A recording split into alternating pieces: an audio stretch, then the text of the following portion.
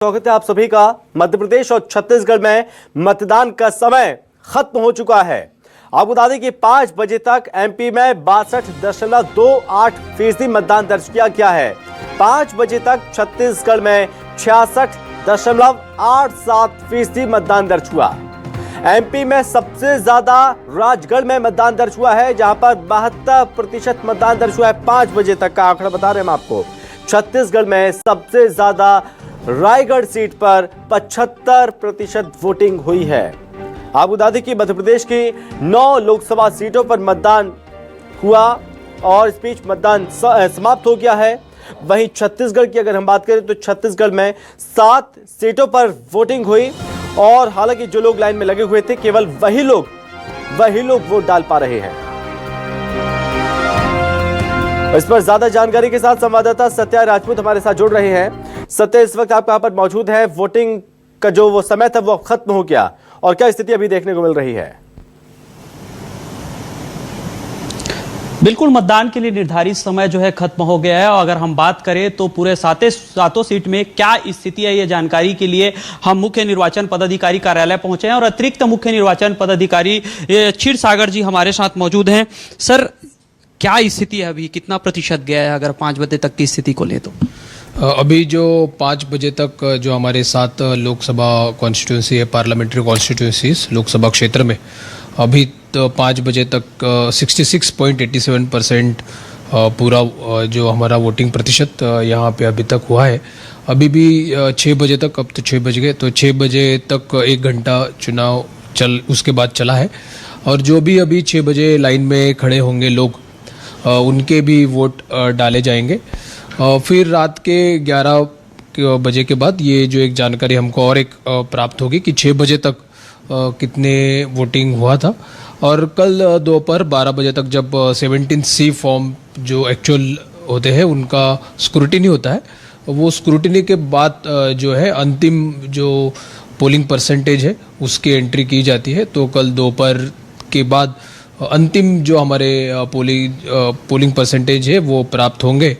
जो हमारा ट्रेंड देखने को मिला है पिछले कुछ चरणों में, तो हमको लग रहा है कि पिछले 2019 के बाद ही वो या उससे ज़्यादा ही लगभग 1% का यानी 71 to 72% का वोटिंग पहले 3 चरणों में देखने को मिलेगा। ये प्रेडिक्शन है, जो अंतिम जानकारी है वो कल ही प्राप्त हो जाएगी जी। तो अगर हम बात करें सीट वाइज तो अभी 7 सीट में कितना हुआ है मतदान? इसमें 7 जो हमारे लोकसभा क्षेत्र है, इसमें सबसे अच्छा वोटिंग, सबसे अच्छा जो प्रतिशत है वो रायगढ़ जो लोकसभा क्षेत्र है वहाँ पे देखने को मिला है। 75.84% तक रायगढ़ का में लोकसभा क्षेत्र में पोलिंग परसेंटेज हुआ है, मतदान प्रतिशत हुआ है। उसके बाद सरगुजा में 74.17%। खास तौर पे लगातार हम पहले नक्सल अगर क्षेत्र छोड़ दे तो सभी चरणों में ये देखने को मिला है कि हमारे जो ट्राइबल एरियाज है वहाँ पे बहुत अच्छा पोलिंग परसेंटेज देखने को लगातार मिल रहा है। उसके बाद कोरबा में 70% का तक यानी 5 बजे तक वोटिंग हुआ था। जांजगीर और दुर्ग में दोनों जगह पे 62% लोगों ने अपना जो मतदान का अधिकार है, वोटिंग राइट है, उसका इस्तेमाल 5 बजे तक किया था। बिलासपुर और रायपुर जो कि अपेक्षाकृत थोड़ा अर्बन एरियाज है, तो इसमें हमेशा की तरह थोड़ा इन 7 में कमी रहा है। रायपुर में 61.25% और सबसे कम बिलासपुर में 60% रहा है। खास तौर पे बिलासपुर के कुछ विधानसभाओं में थोड़ा कम वोटिंग ट्रेडिशनली कम होता है, वहाँ पे कमी वोटिंग हुआ है। तो देखा जाए तो कुल मिला के 66.87% हुआ है। दोपहर के बाद मौसम ने जो है करवट ली है, कहीं बारिश हो रही है तो कहीं तेज धूप है, तो ऐसी स्थिति में कितना असर पड़ने वाला है मतदान पर? बिल्कुल ऐसे जो इस तरह का जो मौसम ने करवट बदलने के बाद जो हमारे बलरामपुर हो, सरगुजा के सूरजपुर, अंबिकापुर में तूफान भी चले थे, वहाँ थोड़ा इवन मरवाही तक, कोरबा तक बारिश का असर था और बाद में रायपुर साइड में भी थोड़ा मौसम ने करवट बदल ली थी। तो पूरे सभी क्षेत्रों में वो असर देखने को मिला है। थोड़ा तो प्रभाव उसमें आता ही है। हम जो अंतिम फिगर आएगी उसके बाद ही थोड़ा हम बता पाएंगे, लेकिन मुझे लगता है 0.5% तक का थोड़ा इफेक्ट बिल्कुल आया होगा, नहीं तो हमारा और वोटिंग हो जाता आज अभी तक। प्रथम चरण और दूसरे चरण में हमने देखा कि कई अप्रिय घटनाएं हुई। एक जवान ने खुद को गोली मार ली थी, तो वहां पे ब्लास्ट होने पर जवान शहीद हो गया। तो इस बार की कोई अनहोनी घटना तो इसमें हमेशा थोड़ा ये कितना बड़ा लॉजिस्टिक मूवमेंट होता है, और कहा जाता है कि पीस टाइम में यानी कि युद्ध की स्थिति न होते हुए अगर बहुत बड़ा जो एक लोगों का सामानों का मूवमेंट का स्थिति इलेक्शन में रहता है, तो कुछ कुछ इस तरह के अनहोनी घटनाएं हर चुनाव में होती रहती है। हालांकि इस चुनाव में इस तरह का पोलिंग पर्सनल्स का कुछ अनहोनी का खबर अभी तक प्राप्त नहीं हुआ है, किंतु एक जगह पे जशपुर में एक वोटर के आने के बाद उनको डेथ होने की जानकारी हमको प्राप्त हुई है। अदरवाइज कुछ घटनाएं घटी थी, जैसे जशपुर में ही कुछ मधुमक्खी 3-4 लोगों को काटा था, लेकिन सभी स्वस्थ है, लोग स्वस्थ है। तो कुछ ऐसी घटनाएं घटित होती रहती है। ईवीएम से चुनाव करा रहे हैं और जाहिर सी बात है मशीन कभी न कभी खराब होता है, तो इस बार कितने जो है मशीन बदले गए हैं, क्या स्थिति है इसको लेकर? इसमें सत्या आप हमारे साथ लगातार बने रहिए, और इस बीच अब रुक करते हैं वैभव श्री पांडे हमारे साथ जुड़ रहे हैं। वैभव, क्या स्थिति देखने को मिल रही है और मतदान को लेकर क्या जानकारी, क्योंकि मतदान अब खत्म हो चुका है? देखिए, जो 5 बजे तक का है वो आंकड़ा तो आ गया है, जो शायद सत्या ने बताया भी होगा कि 66% से अधिक मतदान पूरे छत्तीसगढ़ में हुआ है। लेकिन रायपुर में मतदान का प्रतिशत कम रहा है। रायपुर में अभी तक 61% मतदान होने की जानकारी आई है, लेकिन 6 बजे तक का आंकड़ा आना बाकी है, और उसके बाद कभी, चूंकि अब 6 बज चुके हैं, मतदान समाप्त हो गया है। आपको गेट पे ताला लगा दिया गया है, अंदर सुरक्षाकर्मी आपको दिख रहे होंगे। अब बाहर से किसी को अंदर जाने की इजाज़त नहीं है। और मेरे साथ इस वक्त कांग्रेस प्रत्याशी विकास उपाध्याय भी आ गए हैं। विकास जी, अब मतदान समाप्त हो गया है, जो अलग अलग जगहों से आपके पास फीडबैक है वो किस तरीके से है, क्योंकि मतदान का प्रतिशत जैसे उम्मीद की जा रही थी वैसा तो दिख नहीं रहा है? देखिए, सवेरे मौसम कुछ वेदर ठीक था, इस वजह से मतदान ज़्यादा हुआ। दोपहर में गर्मी की वजह से मैं समझता हूँ कि मतदान ज़्यादा नहीं हो पाया, लेकिन जितने मतदाता वोट देने आए थे उनमें अलग उत्साह था। 10 साल का कार्यकाल उन लोगों ने देखा है। मैं समझता हूँ एक पर्याप्त समय जनता ने उन लोगों को दिया, और महंगाई, बेरोजगारी, किसानों की समस्या या अन्य जितने भी मुद्दों पर उन लोगों ने पहले चुनाव लड़ा था 10 साल पहले, वो सब मुद्दे पर एक बार भी उन लोगों ने चर्चा नहीं की, भारतीय जनता पार्टी ने। मैं देख रहा हूँ शहरी क्षेत्रों में मतदान बहुत कम है। जैसे ग्रामीण क्षेत्रों का आप बात करें, विधानसभा वार, बलौदा बाजार में 68 है, भाटापारा में 66 है, रायपुर ग्रामीण में 52, उत्तर में 53, फिर 57, और रायपुर पश्चिम जो कि आपका क्षेत्र है वहाँ 50% अभी तक का आंकड़ा है। ये क्यों इतना कम क्यों है राजधानी शहर की सीटों में? देखिए, लोग 4 महीने की सरकार को देख चुके हैं, 10 साल की सरकार को देख चुके हैं। लोग परेशान हो गए जिस प्रकार से महंगाई, बेरोजगारी, हर आदमी को घर में परेशानी दे दी, हर आदमी को समस्या दे दी। 30 लाख ऐसे रोजगार, ऐसी नौकरियां खाली थी केंद्र सरकार की, जो भारतीय जनता पार्टी 10 साल में भर नहीं पाई। महंगाई का ये आलम है कि घर में रोज झंझट हो रहा है, कमाई कम है और खर्चा ज़्यादा है, लोग अपने घर को नहीं चला पा रहे हैं।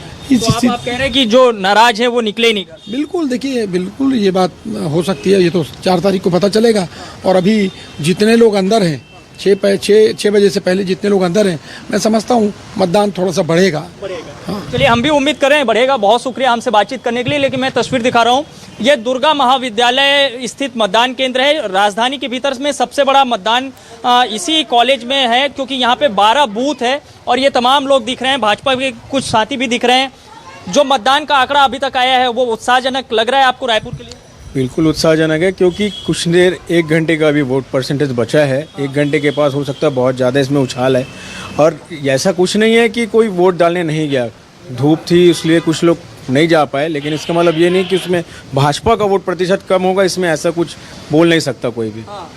तो क्या अनुमान है, चूंकि चर्चा तो जो है जीत हार की जगह लीड की ज़्यादा हो रही है? लीड भी होगी और वोटिंग परसेंटेज भी हमारे 1 घंटे के बाद बढ़े जाएंगे। कहीं ना कहीं जब पूरा वोटिंग परसेंटेज आएगा जब सामने, तो सबके सामने 4 तारीख को उसका रिजल्ट भी सर्वप्रथम हो जाएगा।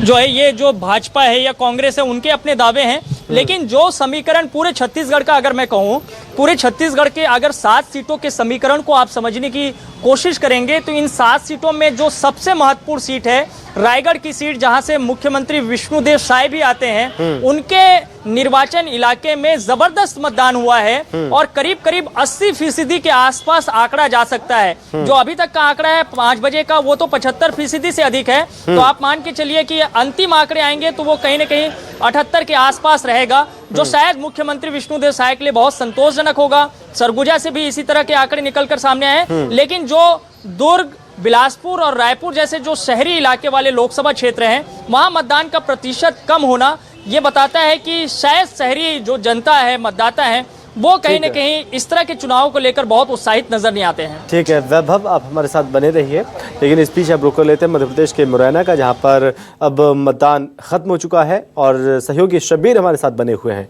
शब्बीर, क्या माने शांतिपूर्ण तरीके से मतदान संपन्न हो गया है? कुछ क्या छुटपुट घटनाएं देखने को मिली जहां पर चुनाव प्रभावित करने की कोशिश हुई, क्या जानकारी? बिल्कुल संभव बात की जाए तो सबसे ज्यादा जो निगाहें टिकी हुई थी 9 लोकसभा पर, वो मुरैना पे ही टिकी हुई थी कि यहाँ पर किसी तरीके का उपद्रव तो इस बार फिर से नहीं होगा। लेकिन ये कह सकते हैं कि छुटपुट घटनाओं को छोड़ दिया जाए तो कहीं पर भी विवाद की स्थिति नहीं बनी। लेकिन मैं जमीन की बात की जाऊं, जो मैं जितना घूमा हूं, यहाँ पर त्रिकोणीय मुकाबला ही है, तय मान लीजिए, और हाथी जितना तेज दौड़ेगा वो ये तय करेगा कि किसका खेल बिगाड़ रहा है, क्योंकि खेल दोनों का बिगड़ रहा है। कांग्रेस और बीजेपी दोनों के वोट बैंक में वो सेंध लगाता हुआ नजर आ रहा है, जो देखने को मिला। क्योंकि बसपा से जो प्रत्याशी है वो रमेश गर्ग हैं, वो व्यापारी वर्ग से आते हैं, और व्यापारी वर्ग की बात करें मुरैना प्रॉपर या फिर तमाम जितनी भी विधानसभा है उसके शहरी इलाके में, यहाँ पर व्यापारी वर्ग काफी बहुतायत में है और उस वोट बैंक में सेंधमारी करते हुए नजर आ रहे हैं, जो बीजेपी का वोट बैंक कहा जाता है। लेकिन एक दिलचस्प कहानी और है इसके अंदर, एससी वोटर जो कांग्रेस का वोटर कहा जाता है, यहां पर मायावती ने रैली करी और उसके बाद उसका रुख जो बसपा के पारंपरिक वोट है उसकी तरफ वापस से जाता हुआ नजर आया एससी का वोट। लेकिन कितना चंक गया है ये परिणाम बताएंगे। लेकिन अभी की बात की जाए तो अलग अलग इलाकों से ये खबरें निकलकर साफ हुई है कि वहां पर किस इलाके में कांग्रेस आ गई तो किसी इलाके में बीजेपी, और कहीं कहीं बसपा भी खेल बिगाड़ते हुए दोनों पार्टियों के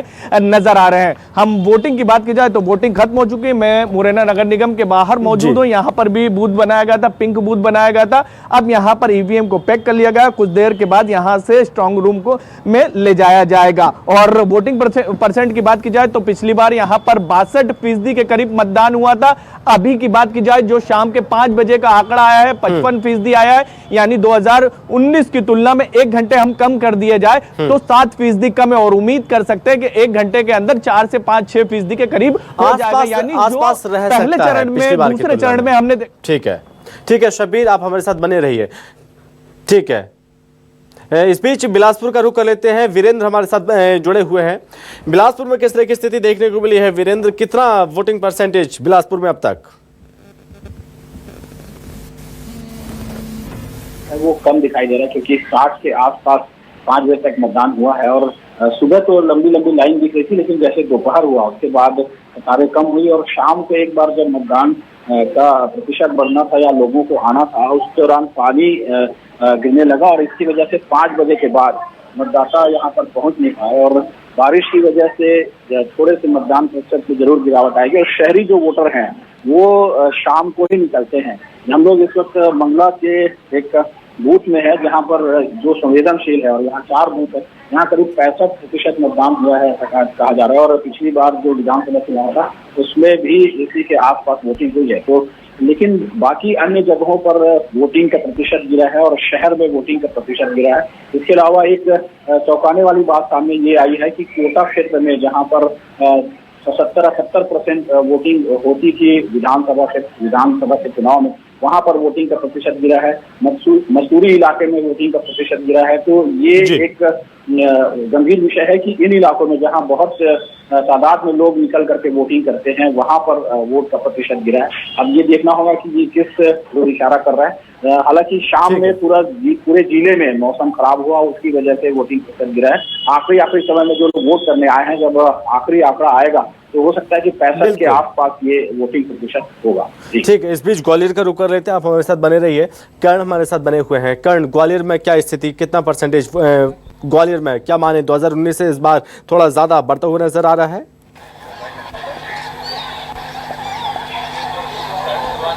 देखिए, बिल्कुल सबसे पहले मैं आपको बता दूं 2019 के अगर लोकसभा चुनाव के मत प्रतिशत को देखते हैं तो लगभग 59.57% जो है मतदान हुआ था।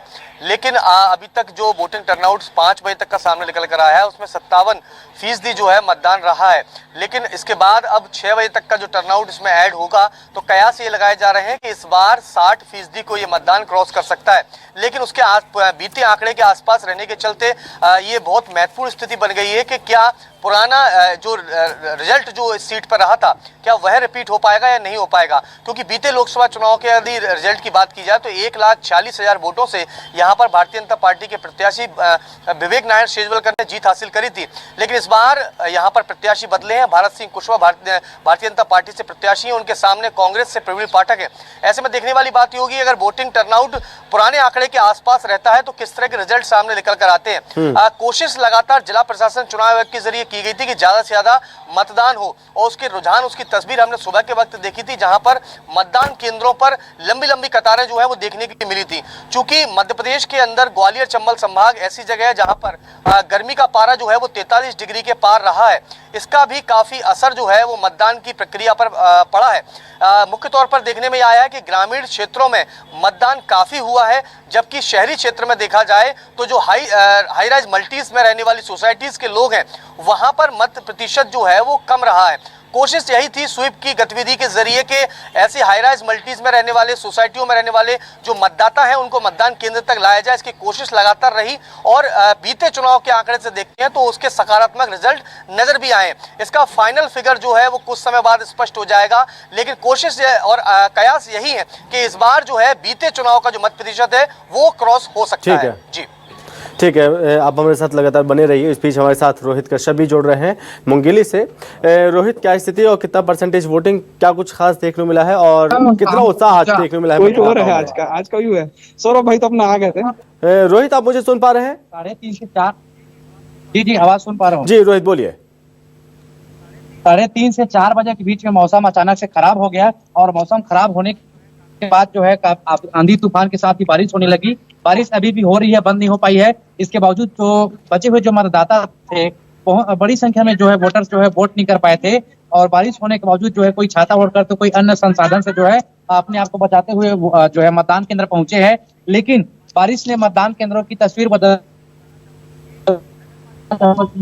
नगर पालिका दिल्ली का जो है 105, 107, 108 ये 3 यहाँ जो मतदान केंद्र बनाया गया था, जहाँ बस आप देख सकते हैं किस तरीके से टेंट जो है धराशायी हो गया है, उखड़ कर नीचे में जो है गिर गया है, कुर्सियां बिखरी पड़ी है और जो नीचे भी जो है बिछाया गया था वो भी जो है पूरी तरीके से जो है उलट पुलट नजर आ रहा है। तो ये मैं बताने की कोशिश कर रहा हूँ, बारिश होने के बावजूद जो है वोटर जो है मतदान केंद्र में बैठे हैं और के लिए पहुंचे हैं। लेकिन यहाँ अब जो है चूंकि अभी 5 बजे तक आंकड़ा हमारे पास आया था 64% जिले में जो है मतदान हो चुका है, लेकिन अभी भी 6 बजे के बाद गेट बंद कर दिया गया है। लोग वोटर जो है इंटर कर चुके हैं, अब अभी भी वोटिंग जारी है, फाइनल आंकड़ा नहीं आया है। लेकिन भाजपा और कांग्रेस के पदाधिकारी मतदान केंद्र के बाहर में मौजूद है। हम उनसे जाने कोशिश करते हैं कि बारिश के बाद जो है किस तरीके से नजरिया देखने को मिला है। क्या वोटर जो है घरों में जो है बैठ गए थे या फिर बारिश के बावजूद आए हैं, क्या बताना चाहेंगे आप? मैं ये बताना चाहूंगा कि 3:30 बजे जब बारिश चालू हुई, आंधी तूफान के बाद में लगभग 5 बजे के बाद जनता आने वापस चालू हो गई। छाता लेकर आए हैं लेकिन लोग वोट डालने आए हैं इस बार। क्या बोल रहे हैं आप भी जो है लगातार यहाँ डटे हुए हैं, क्या नजरिया देखने को मिला बारिश के बाद? बारिश एक बहुत बड़ी बाधा रही इस मतदान केंद्र में, क्योंकि बारिश के चलते बहुत से मतदाता ऐसे थे जो 6 बजे तक के वोट डालने का विचार रखते थे, किंतु 3 बजे से जो लगातार बारिश हुई वो मतदान खत्म होने तक के बारिश सरकार तो आप देख सकते हैं। ठीक है रोहित, बहुत धन्यवाद आपका तमाम जानकारी के लिए, बहुत धन्यवाद। तो आपने जगह जगह की तस्वीरें देखी, किस तरह के हालात, कहीं भीषण गर्मी तो कहीं मौसम